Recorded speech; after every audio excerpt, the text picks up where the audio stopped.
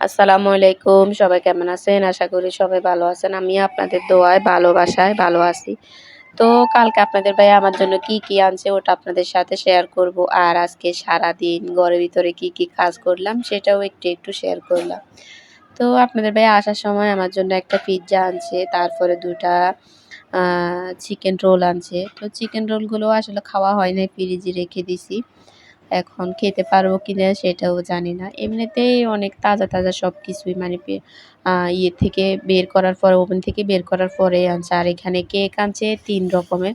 একটা হচ্ছে মবিং কেক, আর ২ টা হলো একটা বড় সাইজের কেক, আর একটা হলো ছোট সাইজের কেক। বেশি আনে নাই, বলতেছে তোমরা তো খেয়ে শেষ করতে পারবে না, এর জন্য বেশি কিছু আনি নাই। কম আনছি যেন তোমরা খেয়ে শেষ করতে পারো। কারণ মাঝখানে একদিন আছো, একদিনে তো সবকিছু খেয়ে শেষ করতে পারবে না। তো এই কথা শুনে আমি বলছি, হ্যাঁ ঠিকই বলছেন। তো পরে এগুলা আমরা আনার পরে ১ম এ পিজ্জাটাই খাইলাম। পিজ্জাটা ভালো লেগেছে। আর এখানে দেখেন ঘরের অবস্থা, আজকে ধরেন যত বস্তা-বাস্তি ছিল সবকিছু নামাইছি। নামাইয়ে এখানে অকেজো যে জিনিসগুলো, সেই জিনিসগুলো সবকিছু মানে পরিষ্কার করতেছি। আর এগুলা আসলে অনেক কিছু অনেকগুলো বাঙারি হইছে। বাঙারি এগুলাও বিক্রি করা লাগবে। তো এর জন্য বাঙারিগুলো আলাদা রাখছি। আর যেগুলো আমার গুরুত্বপূর্ণ জিনিস সেগুলো আলাদা বস্তা করেছি। কারণ অনেক বস্তা হয়ে গেছে। বাঙারি হয়ে গেছে প্রায় ৪ বস্তা। ৬ বস্তা বাঙারি হয়েছে আমার। এত বাঙারি কি বলবো আর, মানে হাসতেছি এগুলা দিয়ে আমি।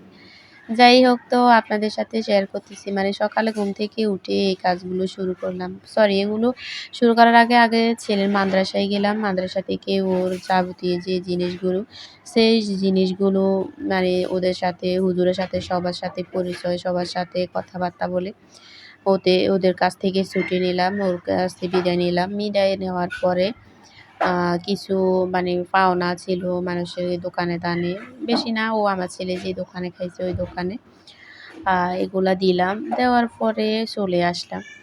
তো এই যে বিকেলবেলাও দেখেন এগুলাই করতেছি। আমার আব্বু আসার সময় আমার জন্য যে নারিকেলগুলো আনছে, ৬ টা আনছিল, তো একটা আমরা খেয়েছি আর ৫ টা। আপনাদের ভাইয়াকে বলতেছি যে এগুলা পরিষ্কার করে দেন, কারণ এগুলা সব একসাথে নিলে অনেক কষ্ট হবে। আর বোঝাই করে নেওয়ারও কোনো মানে হয় না। তো এই কথা বলার পর আপনাদের ভাইয়া বলতেছে, আচ্ছা ঠিক আছে। পরেও এগুলা ভেঙে দিছে। আর ভেঙে দেওয়ার পরে এখন এগুলা আলাদা করে আমি রেখে দিব। অনেক নারিকেল তো এমনিতেই এদিকে অনেক দাম, আর চিটাগাং তো আরও বেশি দাম হবে। এর জন্য আর আজকে রান্নাবান্না হয় নাই, শুধু ভাতই রান্না করছি। কারণ কালকে যে মাংসগুলো রান্না করছি, ২ কেজি মাংস রান্না করছি, তো ওখানে মাংসগুলো থেকে গেছে। এর জন্য আর মাংস খাওয়া হয় নাই। আর রাত্রেও আপনাদের ভাইয়া মানে বেশি খায় নাই, আমিও খাই নাই। সকালেও অল্প কটা খাইলাম। খাওয়ার পরে এই যে এখনো মাংস এগুলা আছে। তো এগুলা দিয়ে হয়তো আমাদের রাতে হয়ে যাবে। এর জন্য আরকি আর মানে রান্না করি নাই। যে ঝামেলা করে কি লাভ? কালকেই রান্না করব। এই যে থালাবাটি অনেকগুলা হয়ে গেছে। মানে সবকিছু মিলাইয়া খুবই খারাপ অবস্থার ভিতরে আছি। কোনটা রেখে কোনটা করব বুঝে উঠতে পারতেছি না। তো একটার পর একটা করতেছি। আল্লাহর রহমতে হয়ে যাবে। ইনশাআল্লাহ সবকিছুই আমাদের শেষ হয়ে যাইতেছে। তো পরে রাত্রে এখন ফ্রিজটা আমি সকালেই বন্ধ করছি। দেখেন ফ্রিজে যেমনি বরফ এমনিই পড়ে রয়েছে। মানে আমি একটু ফাঁক করে রেখিনি। ফাঁক করে রাখলে তো আর এরকম হতো না। তো মানে বরফগুলো য মানে গলে যেত। তো বরফগুলো গলে নাই। পরে আর কি করব? এখন একটু ফাঁক করে রাখছি। আপনাদের ভাইয়া বলতেছে, "দেও বরফগুলো ফেলে দিই। ফেলে দেওয়ার পরে আমরা এগুলা পরে পরিষ্কার করব।" আর এক জায়গায় যাওয়ার আছে, ওদের থেকে বিদায় নিব। বিদায় নেওয়ার পরে আমরা এসে এগুলো পরিষ্কার করব। অনেক রাত হয়ে গেলে নিজের বাসায় কাজ করা যাবে, কিন্তু অন্যের বাসায় তো যাওয়া যাবে না। যাই হোক, তো